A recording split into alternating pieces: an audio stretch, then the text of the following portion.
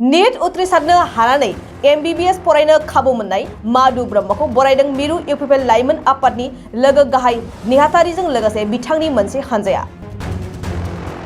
सेरफांगुरि नेपालपारा गामिनि बिफा रेस्ट ब्रह्म, बिमा रुंसारि फुलेश्वरी ब्रह्मनि आंगो फिसाजो माधु ब्रह्मआ देग्लायनि नीट आनजादाव उथ्रिसारनानै MBBS फरायनो थाखाय खाबु मोनबाय। गावनि मेंनाय बानायखौ जानगाराव दोननानै गोबां नाजाथाबनायनि गेजेरजों नीट उथ्रिसारनानै डिपु मेडिकेल कलेजाव दायो मुं थिसननो हानायखौ माधु ब्रह्मआ गोबां गोजोननाय फोरमायदों।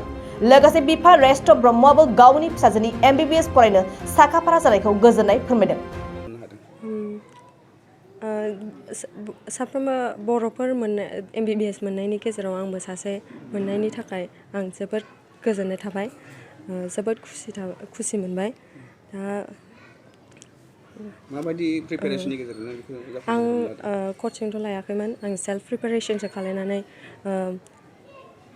डे नाइट प्रिपेयार खालायनानै आं स्टाडि खालायनानैसो आं बेखौ उथ्रिनो हादों। नोंथांनि फरायनायनि सोमोन्दै नों एसे फोरमायगोन नामा?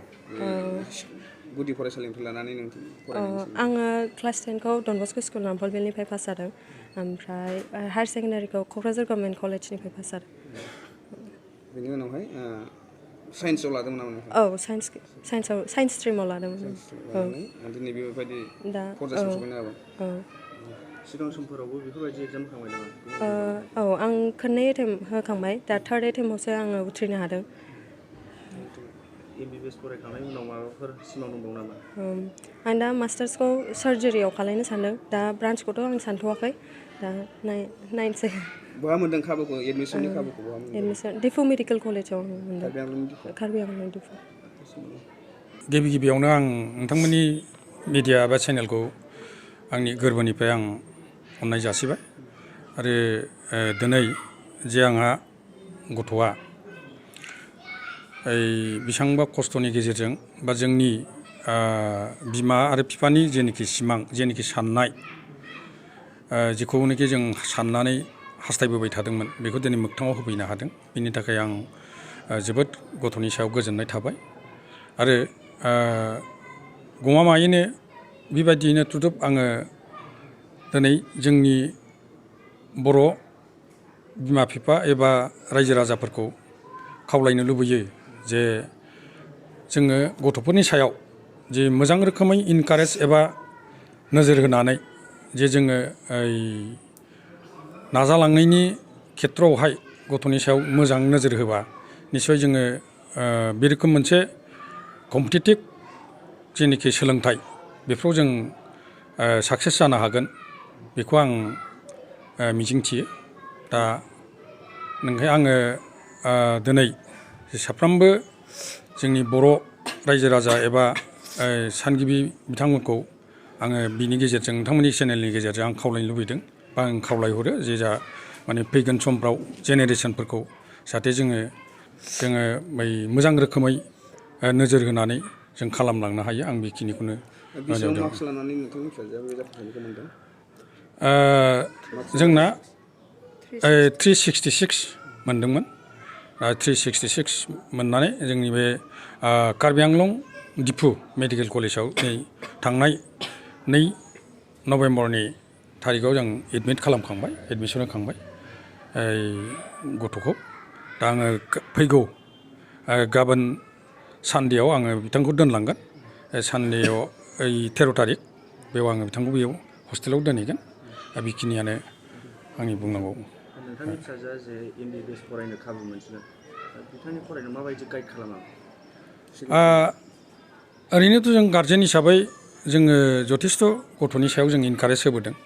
जे जोङो सिमांखौ बुंबोबाय थादों, गथ'फोरखौ जों होनबाय थादों जे ओरै जानांगोन, ओरै फरायनांगौ, ओरै जानांगौ, बेखिनिखौ जों नोजोर होबोदों। गथ'फ्रा जोंनि नोजोरखौ बा जोंनि खावलायनायखौ निस्सय लाखिदों। दिनै आं ओंखायनो गथ'फोरनि सायाव आं जथेस्थ' जे जोंनि खावलायनाय आरो सिमां, बेखौ जे जोंनो मोगथाङाव होफैनो हाबाय, बेखौनो आं गथ'नि सायाव आं खुब गोजोननाय आरो अननाय आं जासिदों। दिनै जोङो मिरु इउपिपिएल इयुथ हान्जा हिसाबै मोनसे टिमा बेयाव जोंनि आफादगिरिनि खावलायनाय बायदियै जों बेयाव नुजाफैदों। दा बावैसो सिगां बिथाङा नीट एग्जाम, बे एग्जामखौ बिथाङा क्लियार खालामबाय। लोगोसे बिथाङा डिपु मेडिकेल कलेजाव एडमिसन मोनबाय बिथाङा गाबोन एडमिसन लाहैसिगोन दा बे हिसाबै जोङो मिरु इयथ इउपिपिएल हान्जा हिसाबै बिथांखौ जोङो बरायनायजों लोगोसे गाहाम हामलायथि बिथांनो जासिफैदों आरो जों आसा खालामदों जे बिथाङा जोंनि बड'लेण्डनि गेजेराव सासे जाखांफुनाय जे डक्टर जानानै फैयो जों बेखौ बिथांखौ खावलायफैदों आरो लोगोसे जोङो जोंनि सरकारनिफ्राय जिहेतु दा इउपिपिएल दोलोआ सरकार सालायगासिनो दं हिसाबै जोङो बेखौबो जों बुंथिनो बेयाव आवगायदों जे जोंनि सरकारनिफ्राय जे मेडिकेल स्टुडेन्ट बा मेडिकेल जायफोर बिथांमोनहा एडमिसन मोनदों बिथांमोननि थाखाय जुदि सरकारा जोंहा बेबस्था लायोब्ला दा बिथांमोननि थाखायबो जोङो जेखिनि बेबस्था लानांगौ जों बेखौ लागोन बेनि अनगायैबो गोबां बर'फोरा दा जाय बिथांमोना दिनै MBBS जे एग्जाम बे एग्जामखौ होनानै जाय बिथांमोना दिनै फरायनो खाबु मोनदों दा बिथां साफ्रोमबोनिसिम जोङो इउपिपिएल इयथ हान्जा हिसाबै जों खावलायनो सानदों जे स्कपखौ मोनबाय जेला जाहाथे समखौ ओरैनो थांहोआ जासे जे गावनि फरायनाय बे फरायनायखौ साक्सेस खालामनानै सासे इयुनाव गोरों डक्टर आरो जोंनि ओनसोलाव रायजो राजाफोरखौ सेवा खालामनो थाखाय जे गोरों डक्टर हिसाबै ओंखारबोयो दा बेखिनिखौ साफ्रोमबो जे जाय स्टुडेन्ट बिथांमोनहा दिनै फरायनो खाबु मोनदों बिथांमोनखौ जों खावलायनाय जायो मोनसे फोसावथाय क'क्राझार जिल्लानि सिङाव थानाय दा रियेलिटी पाब्लिक स्कुलाव पाब्लिक रिलेसन अफिसारनि गोनांथि जादों गोसो गुदुं बिजाथिफोरा थाबैनो जगाजग खालामनो हागोन पाब्लिक रिलेसन अफिसारनि थाखाय बिजाथिया इंराजि आयदायाव MA खालामनाय जानांगोन नङाब्ला मास कमिउनिकेशन एन्ड जार्नालिज्म आयदायाव MA खालामनाय जानांगोन बिनि थाखाय जेबो एक्सपिरियेन्सनि गोनांथि गैया डिग्री गोनां बिजाथिफोरा बयबो एप्लाइ खालामनो हागोन दान बान्थाखौ 15,000निफ्राय 20,000सिम होनाय जागोन गोसो गुदुं बिजाथिफोरा realtypublicschool@gmail.com आव मेसेज हरनो हागोन नङाब्ला 9435293000 जानबुं अनजिमायाव जगाजग खालामहरनो हागोन